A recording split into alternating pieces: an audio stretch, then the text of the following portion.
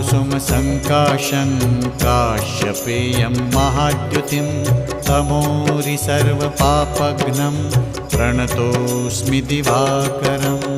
ॐ ह्रां ह्रीं ह्रौं सः सूर्याय नमः।